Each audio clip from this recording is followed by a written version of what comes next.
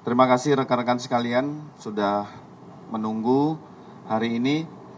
Yang pertama kami akan menyampaikan perkembangan penanganan peristiwa ledakan di SMA 72 Kelapa Gading, Jakarta Utara.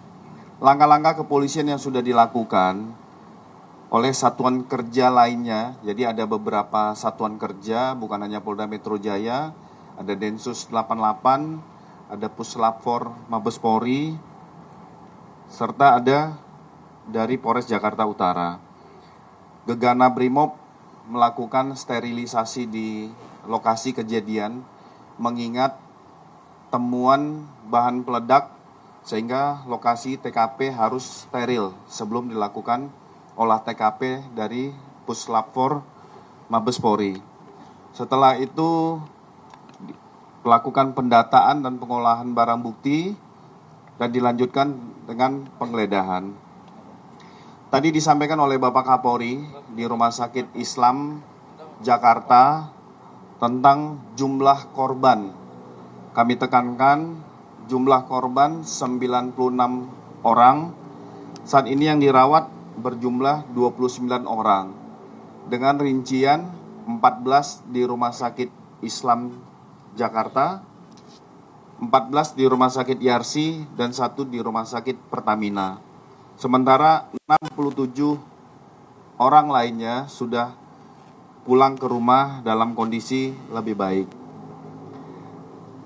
Penyelidikan dan penanganan peristiwa ini, Polri melibatkan KPAI dan tim trauma healing, mengingat adalah korban dan yang diduga melakukan suatu perbuatan adalah anak yang berhadapan dengan hukum. Artinya masih dianggap berstatus anak. Harapan Bapak Kapolri dan Kapolda Metro Jaya berharap sekolah segera kembali normal dan aktivitas belajar bisa kembali pulih.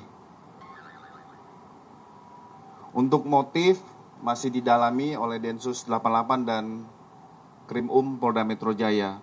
Jadi setelah nanti pengumpulan dan analisa barang bukti dari TKP, hasil penggeledahan, pencocokan semua dari keterangan saksi, Pak Kapolri sudah menyampaikan, termasuk Bapak Kapolda Metro Jaya, akan melaksanakan rilis secara lengkap kepada rekan-rekan sekalian, sehingga tidak bias isu, motif, ataupun kejadian yang terjadi. Perlu kami sampaikan kepada rekan-rekan sekalian, untuk kita sama-sama menjaga ada hak-hak khusus yang harus dipenuhi, yaitu perlindungan tentang identitas dan perlakuan khusus terhadap anak yang berhadapan dengan hukum. Kita menghimbau bersama-sama kepada seluruh masyarakat untuk kita bisa berempati, kita lebih bijak untuk menangani peristiwa ini. Mungkin dari rekan-rekan ada yang mau ditanyakan? Ya. Kemarin di Cina itu kan sudah dilakukan penggeledahan di rumah terduga pelaku. Apa saja barang yang diambil oleh penyidik, dan yang kedua, apakah kegiatan belajar mengajar di SMA Negeri 72 itu akan berlangsung normal hari Senin besok atau gimana, Pak? Oke. Yang pertama kami sampaikan dari rangkaian kegiatan yang dilakukan oleh kepolisian, dilakukan penggeledahan. Penggeledahan ini dari alat bukti yang ditemukan di TKP merujuk untuk memilah persesuaian antara barang bukti pada saat penggeledahan dengan barang bukti yang ada di TKP. Nanti untuk lebih detailnya disampaikan dari rilis, mengingat yang melaksanakan ada Puslap 4 Mabes Polri. Yang kedua, penekanan dari Bapak Kapolri dan Kapolda Metro Jaya, diharapkan kegiatan belajar mengajar tetap bisa berjalan kembali secara normal. Itu harapan kita bersama. Di situ juga di posko pihak Polri bersama KPAI mempersiapkan tim trauma healing untuk sama-sama bukan hanya fokus terhadap pemulihan medis, tetapi juga pemulihan terhadap psikis bagi korban maupun yang diduga melakukan tindak pidana. Tadi kan Pak Kapolri juga tadi sempat nyebutin barang bukti ada serbuk segala macam gitu kan. Itu mungkin serbuknya apa tuh Pak Kabit?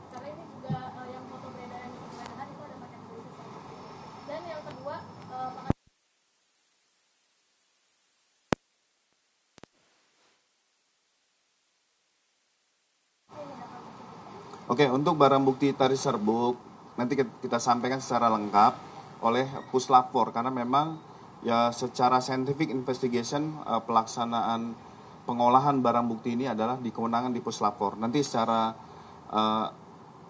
mereka-mereka yang memiliki keahlian di dalam hal ini. Itu kita tunggu. Berarti belum bisa dipastikan kalau itu ledakan itu berasal dari bom ya. Terus yang kedua, apakah aksi itu sudah dikategorikan sebagai aksi terorisme menurut undang-undang? Nah ini tadi kami sampaikan ada analisa terhadap motif dan jaringan yang dilaksanakan oleh Densus. Makanya kami berharap rekan-rekan juga bersabar. Satuan kerja ini masih bekerja dari Densus, Puslapor, Mabes Polri, dari Gegana juga mencocokkan dari hasil temuan di lapangan, baik itu apakah dugaan bom ini berasal dari serbuk apa, itu nanti akan dijelaskan dari pihak Gegana, pihak Jibom Gegana. Pak Kabit, untuk ABA sendiri yang ditetapkan itu berarti inisial MF itu yang 17 tahun dan saat ini kondisinya seperti apa sih? Ya. Kira-kira bom yang diduga ditaruh di gelas itu di tempat kaleng itu kira-kira benar nggak sih jumlahnya sampai 5 dia menyiapkan? Ya, nanti kalau spesifik terhadap jumlah bom, jumlah barang bukti lain, spesifik serbuk, dan temuan-temuan lain nanti akan dilaporkan, disampaikan pada saat rilis lengkap. Nah, memang disampaikan oleh Bapak Kapolri, salah satu dugaan yang melakukan dalam kondisi ini adalah sebagai anak yang berhadapan dengan hukum. Nah, masih dalam perawatan dan kondisinya sudah sadar. Termasuk kita saat ini adalah fokus dulu terhadap pemulihan. Tadi Bapak Kapolri melaksanakan kunjungan, membesuk para korban-korban yang ada, memberikan motivasi dan bekerja sama dengan KPAI. Tadi juga ada direktur dari Rumah Sakit Islam juga menyampaikan prioritas pertama adalah perawatan intensif kepada para korban dulu. Untuk ABA ini MF Pak Ya. Kabit. Infonya itu ada yang masuk ICU, apakah yang di ICU itu salah satunya adalah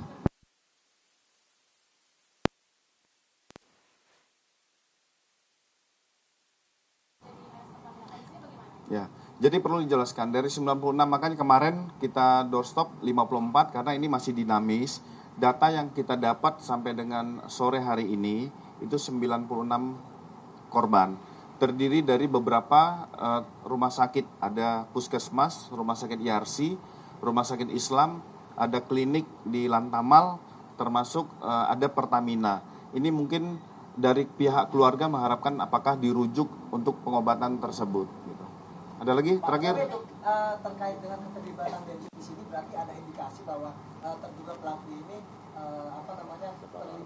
terafiliasi dengan jaringan teror tertentu. Yang kedua, tadi Pak Kapolri juga menegaskan bahwa aktivitas media sosial daripada terduga pelaku ini sedang ditelusuri. Apakah benar terduga pelaku ini bergabung dalam salah satu grup di medsos terkait dengan kelompok teror gitu, Pak Kapolri? Ya. Kami ulangi, pihak Densus 88 menganalisa terkait tentang apakah ini ada kaitan dengan pelaku-pelaku aksi teror lainnya, termasuk bagaimana motif. Itu adalah kewenangan dari Densus. Makanya kami sampaikan, kami berharap rekan-rekan juga bersabar.